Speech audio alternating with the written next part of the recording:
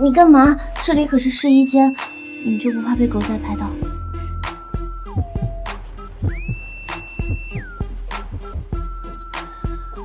？1周没见，想死我了。你家里有老婆陪着，还会想我？他看见他就倒胃口。那你什么时候和他离婚啊？快了，你再委屈一段时间。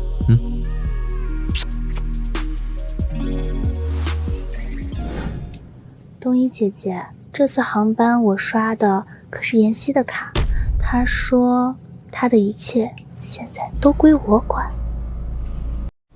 挺好的。既然你这么喜欢别人用过的东西，那周妍希送你了，我不收垃圾。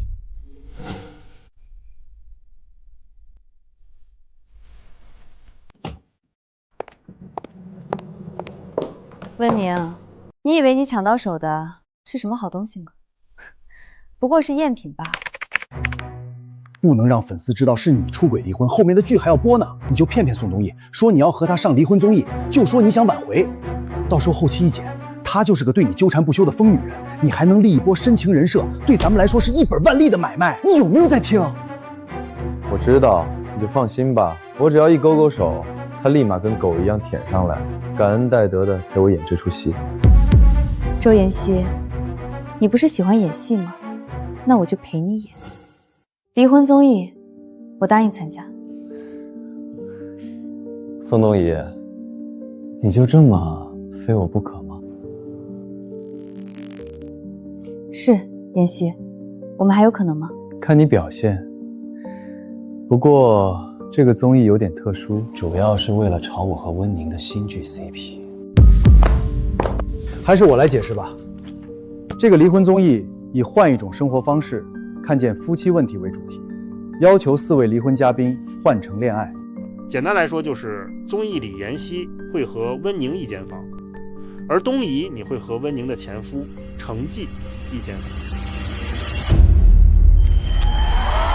难以置信，入行仅1年，首部电视剧作品便横扫最佳新人、最佳男主，甚至最佳电视剧3项大奖。他是历史最年轻的大满贯得者，也是极具天赋的天才演员。让我们欢迎程纪。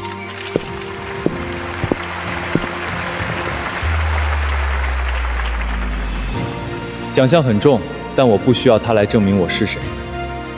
我站在这里，只是为了有足够的底气，去留住我想留住的人。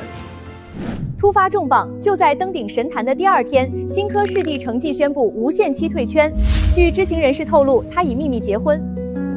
程纪，我期待这个离婚综艺好久了，居然是直播。周妍希和温宁啊，他俩居然一起上离婚综艺了，还一间房，玩这么大，2个人超绝 CP 感，好配。早说了，周妍希和他老婆没感情了。哦不，现在是前妻，拖后腿的那个。楼上，我早就盼着他们离婚了。天老爷，终于让我等到。下面我们开始综艺的第1个小游戏，请2组老师分别戴上心动手表，心跳值达到70就可以出房间。下面请第1组老师先进入房间，开始互动。温宁，要喝水吗？谢谢。2人这也太纯情了吧，心跳上涨了。温宁好有礼貌，他都不敢太靠近周妍希。周妍希别忍了，我们支持你。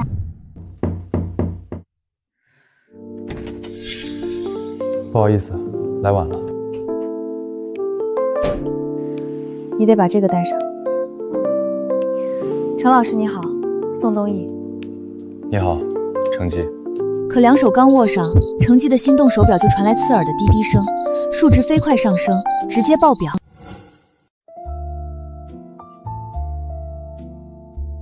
手表坏了。哦，那换一个。好主意。工作人员过来给程纪换了一个新手表。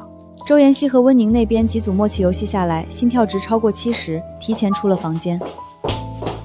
而我这边，程纪的心跳值始终停在25，少得可怜。如果一直没超过，我们是不是要在房间里过夜了？算任务失败，1小时后就可以出来了。我和程纪是最后出来的。太失败了吧，两人压根没半点 CP 感。抬走吧，能不能不看他啊？我只想看温宁和周妍希。后采的几间房，摄像、灯光，人头拥挤。周妍希站在角落，看着温宁接受采访，目光不期扫过我。兴奋吗？是不是有一个瞬间，以为程纪能看上你？我无视他，想走，却被拦住。怎么办呢，宋冬野？我越来越觉得，和你离婚真是最正确的选择。有人经过，周妍希直起身子，还是那副温润深情又破碎的模样，好像我才是伤他最深的。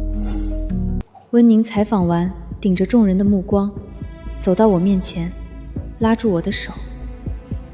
冬衣姐姐，你好好珍惜妍希哥吧，他真的很爱你。那根红绳我见过。去年结婚纪念日，周妍希被私生跟着，出了点小车祸，人没事儿。我拉着她上山祈福，闭上眼，满心全是求她平安。睁开眼，却看见她买了下一条红绳。我以为她要给我，但她说为了让我安心，她给自己求的。现在却在温宁的手上。别无理取闹了，我比谁都希望你们好好的。我一句话也没说。周妍希不知道，温宁也不知道。其实我答应参加这次综艺，还有另一个隐晦的不能对人说的原因。那天闭上眼，我心里也不是周妍希。综艺是周末录制的，主打一个周末夫妻的概念。工作日，我捡起就业，想重新回到原来的娱乐集团当经纪人。陈纪和温宁已经离婚了，他和温宁他爸的公司签了10年，现在终于可以解约了。他在重组工作室，我向他推荐了你。我按照他给的地址，在摄影棚看到了程纪。他侧脸逆着光，五官锋芒桀骜，确实是一张十分适合荧幕的脸。程纪比我想象中的更难接近。我在外头等了很久。不好意思，宋老师，今天可能没办法谈了。回去的路上车抛锚了，晚上11点，荒郊野外，下着雨。我撑着伞等拖车，看着从远到近驶过的车辆，像一道又一道夜行的魅影，却没有一辆是来接我的。宋老师，先上车吧。程纪坐在旁边，棒球帽一遮，睡着觉，呼吸很浅，长腿微曲，空间对他来说有些狭窄。车上放着很多杂物，车窗边还挂着2件西服外套，清冽松木香。那天他握过我手的味道。宋老师，我前面加油站买瓶水，你要喝吗？叫我东姨就好了，我和你一起去吧。哎，我一个人去就行，很快回来。车前灯微闪，车内昏暗，明明隔着一排座位，他的呼吸近得像在耳边。我盯着窗外不远处泛着蓝光的超市，助理正在一处货架上徘徊。那道蓝光把我拽回了另一次逛超市的时候。我想起有次逛超市，看到温宁的广告，她长得好漂亮。还行。我不知道这个还行，让她一次又一次不回家。后来我才从别人口中得知，温宁是他的初恋，在他红不起来的时候分的手，他忘不了。可当时他只是轻巧地转移了话题。乖乖，你在我之前就没谈过？没有，至少我对外对他都是这样说的。车里有人在踢我的小腿，不是不小心的，而是故意的，坏心眼的，幼稚的，有节奏的轻轻踢着。宋冬怡，好久不见啊！这么多年了，他怎么还是喜欢这样喊我的名字？那天之后，我和程纪没再联系，直到新的一个周末来临。综艺直播采取的是轮换制，这周末会换回原本的夫妻组合。导演，我和妍希哥的呼声太高了，现在换回来你会被观众骂的。可是，妍希哥，你觉得呢？他等这一刻很久了。越是见不得光的东西，越希望在众人面前被选择。这还用选吗？观众都不想看到他。冬怡姐姐，你不会介意吧？不过你当家庭主妇太久了，工作经验少，估计不知道吧？观众的喜欢是最重要的，你还是以大好。那就好，可不能反悔哦。以后都这样吧。你是想让妍希哥吃醋吗？谁不知道你上综艺就是为了挽回他？怎么办呢？非但他不吃醋，你还只能眼睁睁看着他进我的房间。那头导演组喊话，决定延续上周的设定。你就不怕他和成绩一屋？提起这个名字，温宁的反应有些大，他像是听了什么天大的笑话，就没见过他喜欢谁。就他，关在一起1年，他都看不上。两人眉来眼去，默契一笑。周延新当着我的面，故意把大衣脱下来给温宁穿。宋冬野，想挽回我，这些手段可不够看的。他想刺激我，让我当众崩溃发疯，这样他就能顺理成章地成为受害者。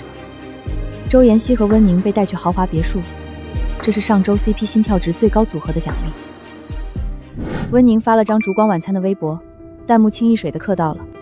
这些都是我在节目组的车上刷手机看到的。今天这两人心跳值再不提上去，就要被淘汰了吧？不会淘汰成绩的，毕竟咖位在那儿，估计会换个搭档。没意思，成绩为什么要接这种综艺？越邪门我越克，有预感会发生点什么。上面脑抽了吧？要真有点什么，我倒立吃。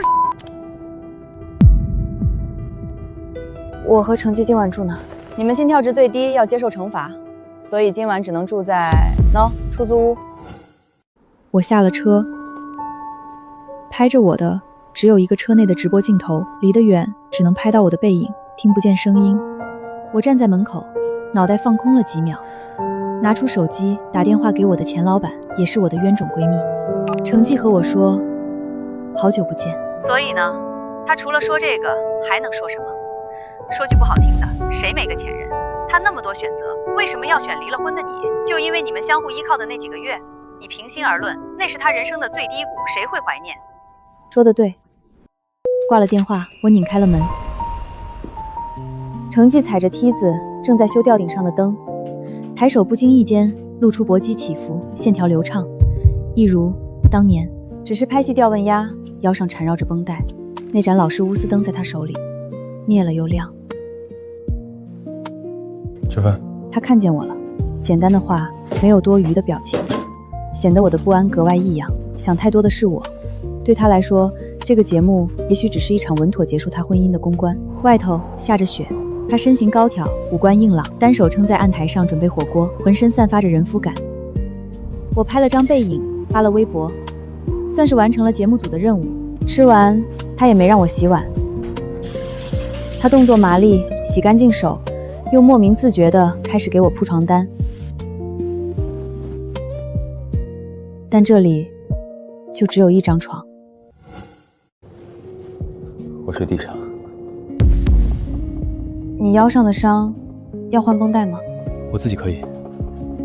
我洗完澡从浴室出来时，地板上单薄的被子已经铺好了。他正从行李箱翻出一截长绷带，我下意识避开目光，拿出手机，周妍希弹了条语音给我。我手上沾水，错手工放了出来。周妍希看见了我发的微博。火锅你能吃得惯？上次在家你说你想吃的那家蛋糕，我顺路给你买了。那个蛋糕是去年生日我说想吃的，他从没给我买过。等了这么久，现在他买来，也只是为了在节目上稳住他的深情人设。我看着手机，头顶的光被成绩挡住。可以帮我吗？他手里拿着那卷绷带，刚刚不是说自己可以吗？换药，缠绕绷带，我的手不够长，只能两只手虚虚地圈住它。北方的这间出租屋，暖气不足，雪夹着雨的气息从这间老房子的缝隙窜入。明明很冷，我和他却始终保持着距离。我的指尖只能碰绷带，他的脸只能侧着看向别处。啪，钨丝灯亮了。我和他此刻站在灯下。在最贫穷困顿到没希望的那年，我们连一盏灯都不舍得换，能用就用。那盏老式的钨丝灯修了又修。他想一下，就是我在想你。今夜，什么都不缺的年纪，钨丝灯响了无数下。你刚刚没修好吗？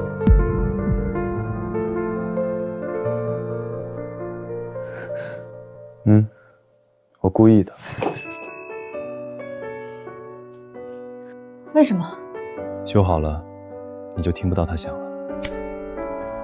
我一愣，他接过我手中的绷带，反手干脆利落地给自己缠上了。宋冬怡，喜欢火锅还是喜欢蛋糕？人总归是要诚实回答关于食物的问题。火锅。好的，我去。这种不熟又刻意避嫌的感觉怎么不对劲？程记卷着单薄的被子睡在地上，呼吸极浅。我躺在床上盯着天花板睡不着，因为这个床太响了。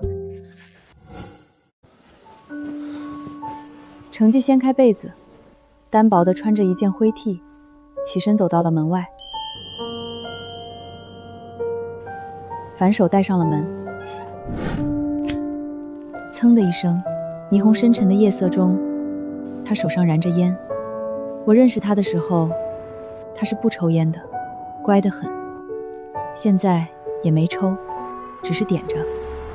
不远处车灯晃过，程记和从车上下来的周妍希打了个照面。送蛋糕的。周妍希边解释边探头，从窗户往里看，看清了床上和地上各自互不干涉的被子。他了然一笑。没办法，他太缠人了。他想吃好久了，非要我买的，别人买的他还不要。明天他醒来看到，一定感动得要死。哎，你不了解吧？我是他的初恋。是吗？骗你干什么？他上综艺就是为了让我回心转意。那个蛋糕，我到第二天醒来都没看到。直播结束，这次加更的后采，4个人头一次聚在了一起。我来的晚，是最后一个进来的。工作人员给了我一个耳麦。我刚洗过的头发太顺滑，总是戴不上去。那头，温宁和周妍希在抽问打卡。我低着头，耳麦差点滑落，被左边的人的手敏锐地握住。我想从程记的手上接过，但他没松手，反倒是帮我戴上，边戴边顺手调整。这不是一个多亲密的举动，只是同事之间相互照应。毕竟摄像头在这儿，人群也在这儿。公主。那头，周妍希的声音传来，她的余光扫过我和程记，很正常的动作。如果不是程记下意识吻我的头发，周妍希倏然站了起来。我用习惯的东西很少换，这么多年洗发水还是这个味道，他洗过的味道。抱歉，不小心蹭到。没关系，常有的事情。我们接着问问题。毕竟只是一瞬间，触碰又远离，快到周妍希都没来得及看清楚。应该只是意外，他又重新坐了下去。问答游戏，轮到我抽卡时，抽中了初恋卡。初恋是你的最爱吗？周妍希支着头，散漫劲儿一收，望向我。众人目光也在我和周妍希之间飞移，谁都以为我的初恋是他。是。听到我的回答，周妍希坐直身子，没忍住，余光扫向程记，颇有几分得意。但对方心不在焉，程记侧着脸望向窗外的飘雪，窗户倒映出我的脸。同样的问题，请程记回答。他和我是一组的，卡面问题相同。温宁不是他的初恋，没人知道那个人是谁。他讨厌，他真的很讨厌。程记的语气极轻，轻到尾音带点从没有过的委屈。现场的人都来了精神，竖起耳朵听八卦。这么大怨气，他做了什么？比如和别人结婚，却说最爱的是我这样的事情。程记的回答前文不搭后语的，现场没人听得懂。宋冬怡，现在的你想对初恋说什么？我的心头浮现出100种安全的打法，可脱口而出的是一句：我希望他不要太讨厌我。周妍希那股子散漫又浮了上来，眉头一挑，想吊着我，并不打算给我任何台阶。直到同样的问题，程记回答了一句：刚刚骗他的，我不讨厌他。周妍希才开始意识到有点子不对劲。周日晚上，今天的直播，2组人都要回到一开始的温泉酒店。为了制造话题，节目组让4个人连同一辆车里回去，弹幕依旧是克周妍希和温宁为主，但风向隐隐有些变化。1你仔细品，但凡你不是个像她老公周妍希一样眼瞎的，你就会选择加入我们。舞到正主面前，她老公还搁那乐呵呵数钱，只是巧合吧？程记和她以前根本没交集啊。我和程记的讨论度增加了不少，某些爱嗑邪门的网友还建了个 CP 超话，所以临上车前 ，PD 偷偷的给我一张任务条。上车打开，只能给你自己看。周妍希开的车，车内装着摄像头。哎，这也没写你名字呀，你不会那么小气吧？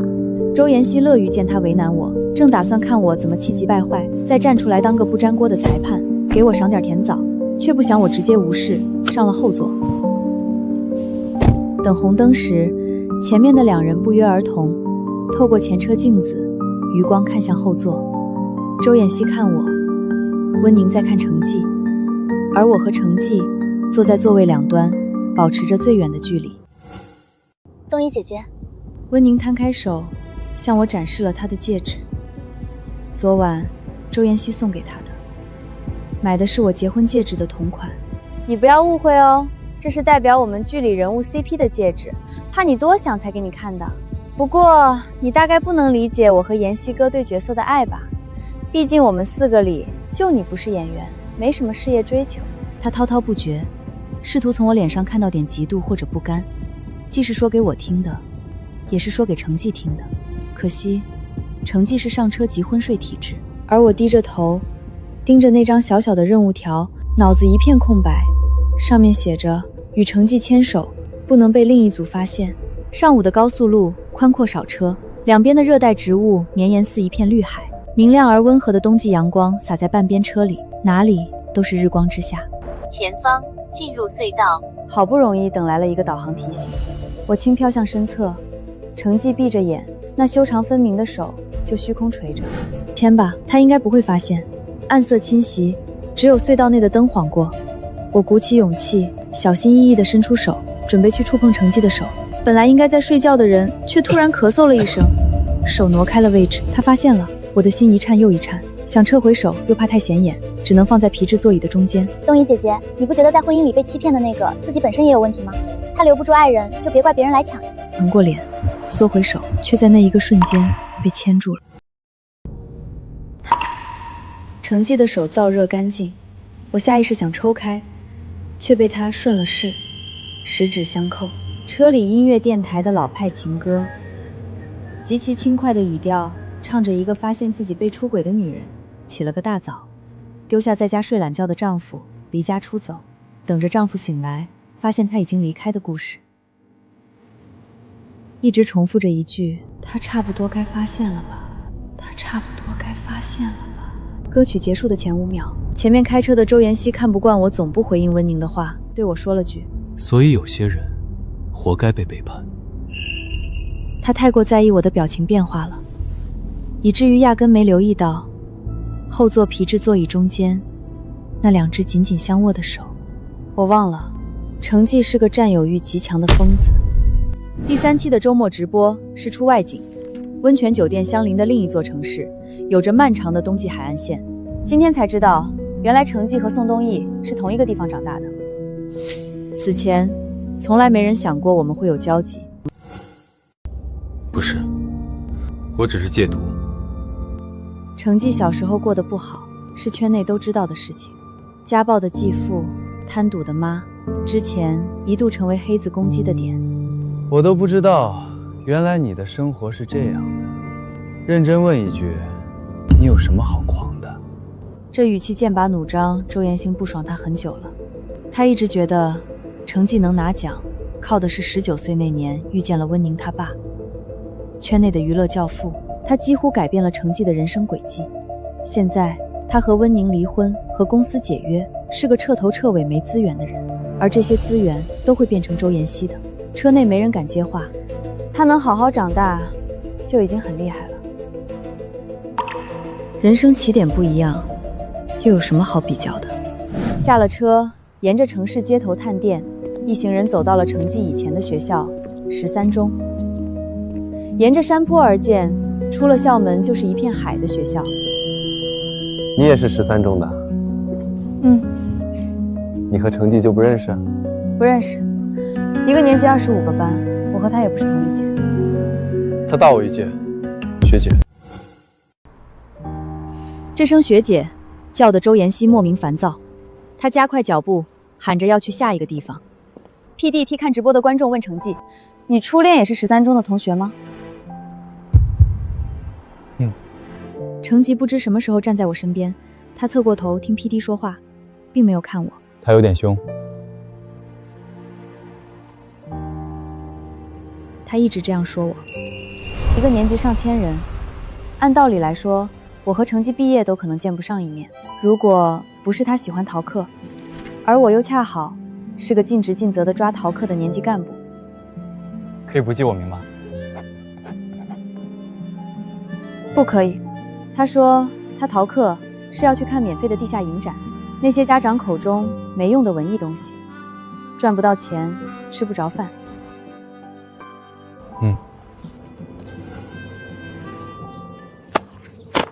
我很讨厌一切不守规矩的人，彼时的厕所搭子，后来的老板，我的闺蜜正趴在连廊眺望学校拐角树下的风云人物。你看，高一的成绩又在收情书。我不喜欢不听话的。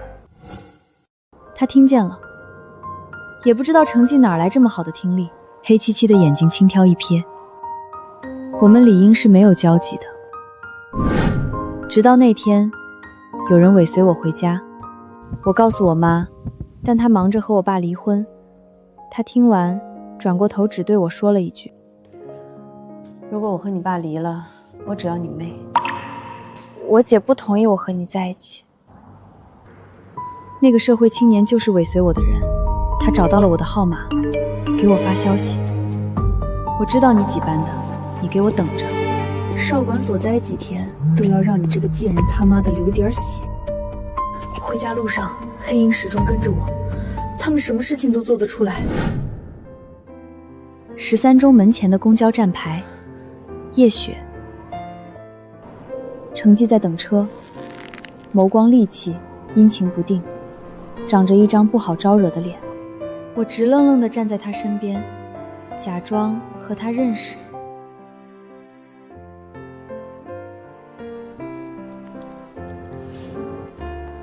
还看滚不滚？程记嚣张得不得了，但却硬生生把那些人唬住了。学姐，其实我不会打架。对不起，把你牵扯进来，谢谢你。不是，他走到我面前，我是想说，我是那种听话的。他的声音干净悦耳，那么纯良的一双眼睛，不含杂质地看着我。我是信他的，也许他翻墙真的只是为了看电影。如果不是第二天偶然在巷口看见他找人揍那帮社会青年，眼神冷漠，几乎要发凉，直到那人求饶。后来再没有人敢招惹我。上大二那年，我在省城读书，我妹打电话给我，妈还是不想见你呢，谁让你长得像爸？你想说什么？你们以前高中那个挺白的帅哥程记，你有他电话吗？因为血缘至亲，我总是没骨气的不敢把事情做绝。但那天我拉黑了他的联系方式，自此数十年，直到我结婚、离婚，再没和他联系过。当时成绩刚高考完，我们已经3年没联系了，是完全陌生的人。第3期反响不错，节目组决定第4期探访我的城市，但这样就和上一期重复了。你大学在哪里读的？南城。话音刚落，工作人员诧异：“哎，那不也是成绩上大学的城市？”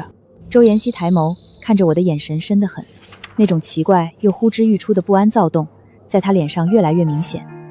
第4期直播前，撞过周妍希和温宁新剧大结局。按他经纪人原本的计划，到这个宣传节点，微博上有关我的谩骂应该铺天盖地了。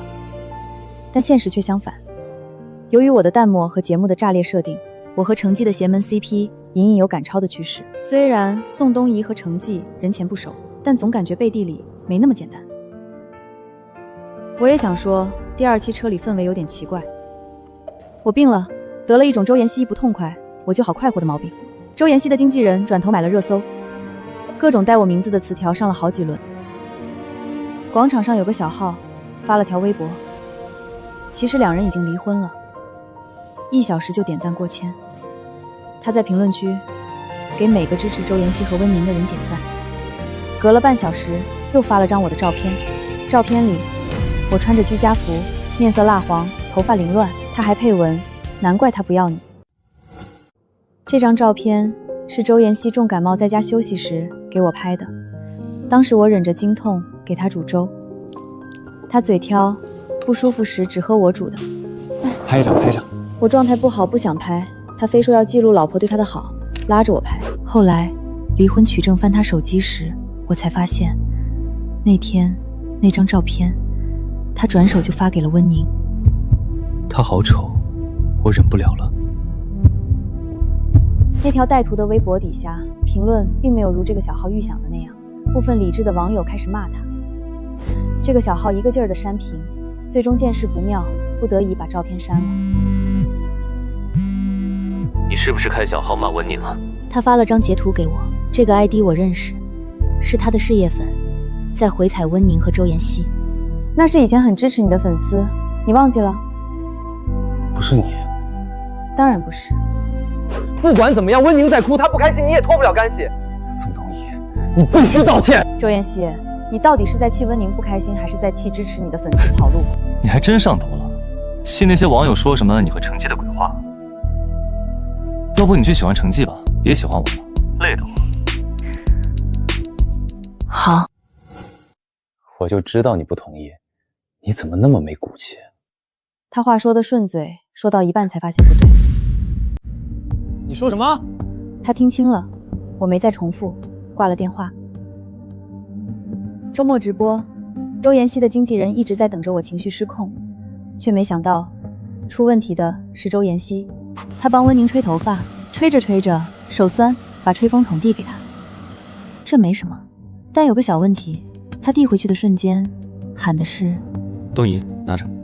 话一出口，他还没觉得不对劲，直到看见温宁僵着的脸色，才意识到自己说了什么。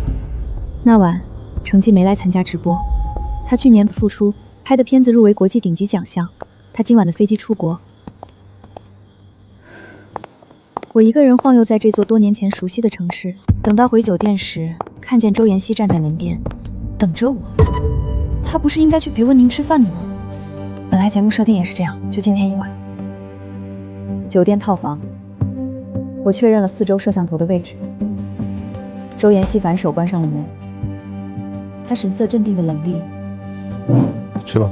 茶色玻璃桌上摆了一桌的菜，我亲手做的。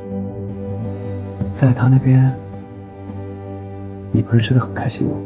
是看着你的脸，我吃不下。他瞳孔紧缩，不过几秒，克制掩饰，最终转为一笑。就因为我陪了温宁2周，你就心灰意冷了？宋冬野，我工作需要，你不能每次都吃醋吧？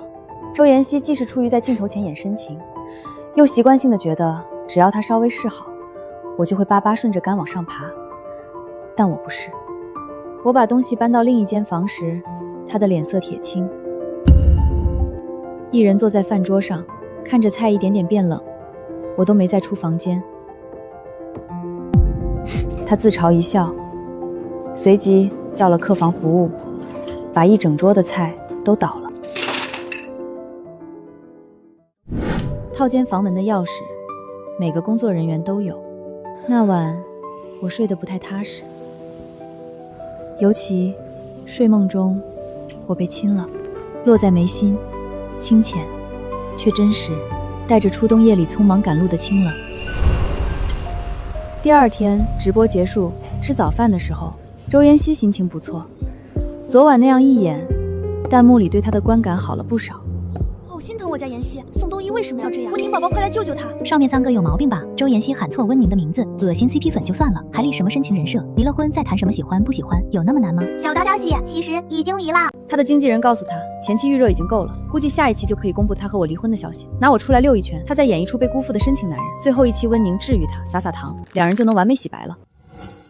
这一期很关键，无论发生什么，你都不能发脾气。他喝着咖啡，眼神落在我身上，胜券在握，满不在乎地应了一声。能有什么事情？挂了电话，他知道我听得清清楚楚，但他笃定，就算我知道了，也翻不起什么水花。毕竟我既签了保密协议，又拿了巨额赔偿金，到现在他还要往我账户上打钱。难过吗？无论怎么样都比不上温宁，也得不到我。他嘴唇一搭一合，还在说着什么。我看着他，没听进耳朵里，只是在他暂停喝咖啡的时候，轻飘飘问了一句：“昨晚是你亲的我吗？”房间的门开着，来往的工作人员搬着各种机器。我为什么要亲？屋内倏然沉默，让外头工作人员的闲聊异常清晰。你怎么有奶茶喝的？凌晨5点的时候，陈记给所有工作人员都送了早餐和甜点啊，你没拿到吗？我去拉屎了，错过了1个亿。给你喝啦，别难过。他回来干什么呀？不是要去电影节吗？哦，说是有很重要的事情，走之前一定要做。那他就从北京飞过来，又飞去国外啊，累死了吧？对啊，听说他还发着烧呢。亲我的人是谁？我猜到，周妍希也猜到了。周妍希不相信，他反手关上了门，隔绝了声音，却迟迟没转过身。说的跟真的似的。你一早就知道他昨晚回来，故意骗我说有人亲你，恶不恶心啊，宋东怡？为了让我生气做到这份上，你真以为他能喜欢你啊？如果他真的瞎了眼看上你，那也是因为我抢了他老婆的打击报复而已，懂吗？你倒是上赶着倒贴了，不过这倒也是你一直以来的做派。如果不这样，谁会要你呢？我平静地听他说完，反手抄起茶几上的烟灰缸，朝他头上用力一砸。你怎么舍得？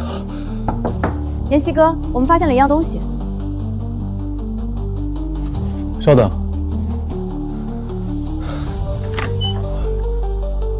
没事儿，自己磕到的。他问 PD 手上拿着的是什么 ，PD 这才看见屋子里的我正悠悠捡起烟灰缸，礼貌地放回茶几上，不给工作人员添不必要的麻烦。PD 支支吾吾。周妍希本来额头一阵麻疼，就烦躁，拽过纸直接自己看，这是一张普通至极的登记表，很旧了，是复印件，那里记录着出租屋每个月的还租情况，租客是我的名字，800块，每个月交钱的人都要确认，亲笔签名。可是那个签名与此时隔着10几小时飞行距离的电视节红毯上，那个刚刚签在背景板上张扬恣意的字迹，一模一样，成绩。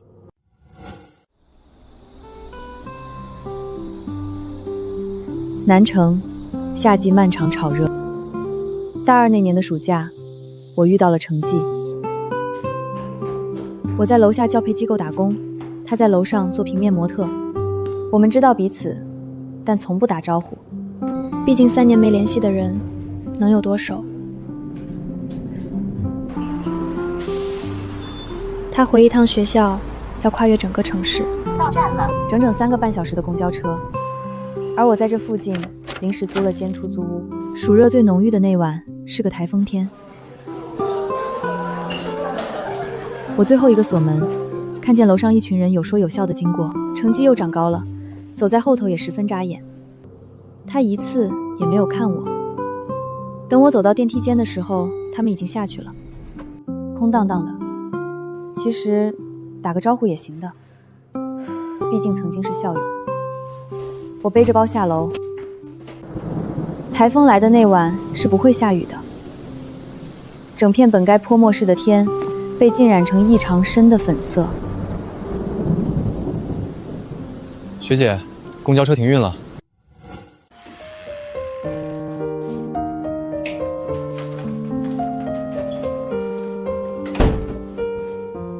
当晚，我带他回我用800块临时租的单间出租屋。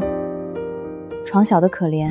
后来，当他站在最高级别奖项的舞台上领奖，被誉为天才型影帝，受众人追捧时，我还在这间出租屋里吃泡面，脑海里闪过的想法只有一个：他18岁的第一次挤在我这张小床上，真是委屈了他。我不明白，很多媒体对他的形容都是桀骜难驯、天赋高过了头的狂妄无畏。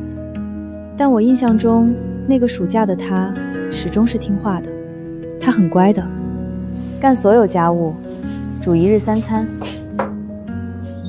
学姐，一直叫我学姐。后来我才明白，什么叫他的天赋全在演技上，以及我打工的那个楼上根本没有模特公司。3个半小时，只为了看我一眼又一眼，看着我安全回家，送一次就要送千千万万次。周妍希没有生气，她像是被吸走了全部情绪，在几秒钟内认清了一个事实：我的初恋不是他，是一个和他长得7分像的男人，一个他想拿又拿不到的奖，对方19岁就拿到的男人。他从出道那天就被当做他的替代。周妍希将纸揉烂在手心里，没多说什么。这有什么？几百年前的事情了，能代表什么？转身要走，一眼都没看我，却在出门口时径直晕倒在地上。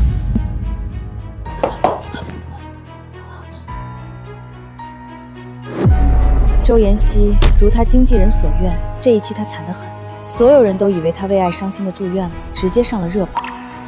周妍希醒的时候，我在酒店整理东西，她看了一圈，温宁守在她边上，却没看见我。我老婆呢？温宁气得手抖，扇了他好几个耳光。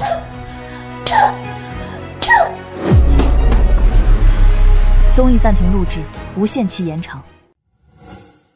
温宁来找过我一回，他已经得到他了，却还要3番2次在我面前刷存在感，好像必须有我的介入，他和他的爱情才有锚点。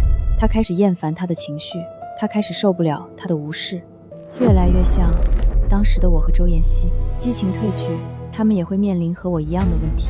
爱上周妍希这样的人，温宁天真的以为他可以是个例外，但他不是。他意识到了这点，所以在很早之前，综艺上无数次，现实中无数次，他只能通过打压我，比如第一次在飞机上对毫无防备的我发起的攻击，然后一次又一次从我受伤的神色中获得优越感，以证明他的选择没有错。可现在他坐在我面前，情绪激动过头，只剩下冷淡的眼睛和微微发颤的手。为什么你不生气了？和你说个秘密，其实和程纪结婚是我骗来的，我以为我能捂热他的，毕竟程纪受了我家那么大的恩情。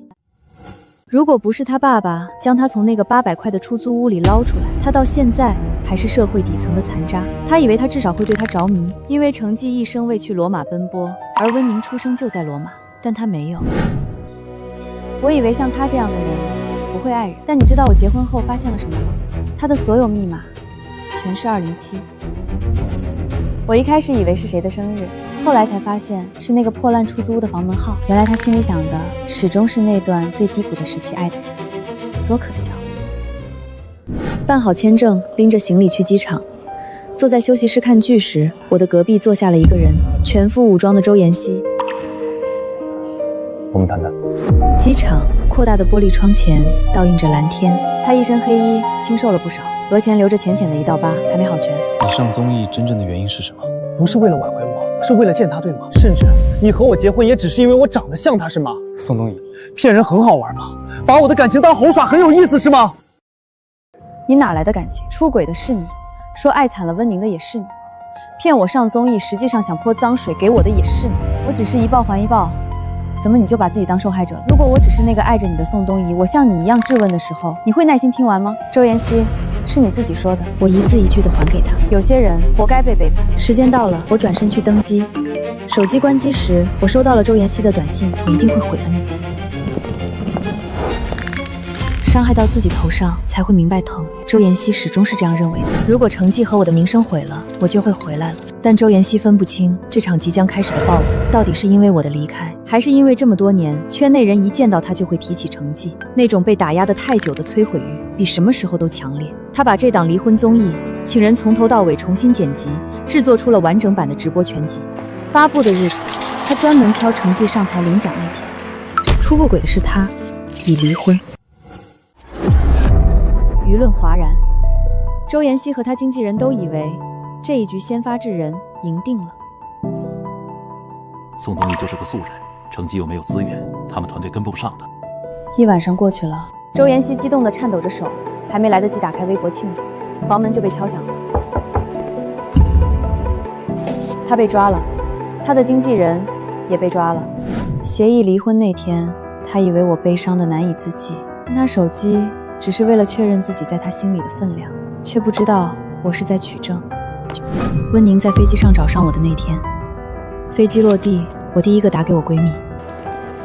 我之前一直怀疑周妍希偷税漏税，闺蜜教我怎么取证，怎么举报，后来又提醒了我一句，取证过程比较漫长，你最好做戏做全套了。他不是要你参加那个劳什子综艺吗？你就去陪他玩玩，降低他的戒备心。我去了，本意是报复，遇见成绩是预料之外的事情。周妍希那天发的完整版综艺全集，在某站被 UP 主们反复分析，经过网友聪明的大脑和各家营销号的拉踩功力，最后发现出轨的是周妍希和温宁，日期、时间和地点一一对上，而我与成绩的重逢是在彼此离婚之后，纯属概率很低的意外。飞机落地国外的那天，我借着成绩的助理给我工作证，潜进后台。庆功宴已经开始了。Tous des revenus pro sont effectués à Djibouti.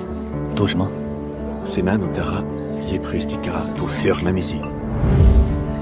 我懂。他赌输了，接受了惩罚，被他一群朋友围着弹脑门，紫冷调的晚会漫天落下的金箔，着光走来，眼里蒙着一层淡淡的泪。不是这位哥，你当时拍戏被马一脚踩进医院，一声都没吼，现在被我们弹个脑头，眼睛就红了，演了你，你管我？有人挑眉指了指站在门口的我，对那位朋友说：“会心疼的人来了，可不得多演演。”成绩一步一步走向我，每一步都走得极其沉稳，仿佛跨越了漫长的荒野。我看着他额头上那块微微发红的皮肤，轻声问：“你刚刚读了什么？”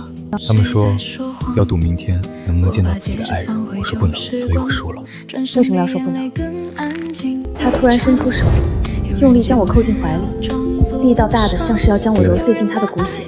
他的呼吸滚烫，喷洒在我的颈窝。因为我今天就要见到他。很多年后，当我跟闺蜜聊起这段往事，提到我觉得成绩其实很乖时，她呀可乖了。她刚喝进嘴里的咖啡差点喷了出来，整整笑了10分钟。乖，东姨，你是不是对这个词有什么误解？成绩要是单纯，他根本活不到站在你面前的那一天。你以为那种天崩开局的人生是演出来的吗？直到那时我才知道，那些被他藏在影帝光环背后的碎裂过往。网上说的那种天崩开局，对别人是玩笑，对成绩是现实。他真是他妈在公厕里生出来的，他不知道生父是谁，他跟着他妈，他7岁就学会买菜做饭，看着他妈醉酒，看着他妈一次又一次被男人殴打，却又不舍得离开。小时候，每次他都会给他妈擦药，蜷缩在他的身边，将他的手捂热。他爱他，没有任何条件，因为他是妈妈。上了高中，他才知道他妈一直在破坏别人的家庭。他循着踪迹，从学校找到人家家里，他不敢靠近。里头，女人无休止的歇斯底里，可男人始终冷暴力。蹲在外头时间上的小孩，只能通过画沙地，漫无目的的画着，让自己变得透明。那一刻，恨不得能替他妈去死。就像后来，温宁的爸爸给了他成名的机会，签了他10年。他演艺生涯最宝贵的10年，创造出来的财富一分没留给他，全进了温宁爸爸的口袋。他走不了，夜以继日的赚钱，10几个亿的赔偿金，他这辈子都还不起。没人知道他有多痛苦。最难受的那1年，他想过一了百了，反正他从生到死都是在赎罪。他在房间里狭小的老式翻盖手机里打了无数个数字207，太痛苦了。他想打到什么时候不想他了，他就去死掉。但没有这种时候，每时每刻都在想他。那年温宁追他的消息霸榜热搜，我以为他再也不会回来找我，鬼使神差答应了周妍希。毕竟我需要钱和资源，我不想一个人留在那间800块的出租屋。而成绩在1年后才从热榜上看到了我结婚的消息。那时候温宁的爸爸已经病重垂胚，那个折磨了成绩10年的男人，在生命的尽头开出了最后的条件：只要你和温宁结婚，帮他稳住公司的股权，你就可以离婚，我放你走。成绩答应了，为了自由，为了那还不清的10亿债，也为了彻底切断那些沉重的恩情，他结了婚，成了所有人眼中的金龟婿。最后，温宁要求他参加那个离婚综艺，他原本是拒绝的，直到他在嘉宾名单的最后一页看到了那个刻入骨髓的名字。重逢的那晚，南城的雨下得很大。在温泉酒店昏暗的走廊里，我拿着检测心跳的手表，强装冷静地对他说：“你得把这个带上。完蛋了，还是骗不过他。他不知道亲情要还到什么地步才算解脱，他不知道恩情要还到什么时候才算干净。这个世界上没有无条件的爱，但宋冬怡只要她快乐。那年上山祈福，我闭上眼，有个隐晦的不能对人说的心愿，愿成绩快乐，愿大家都能见到自己想见的人。无论多少年。本集播讲完毕，期待您的订阅好评哟。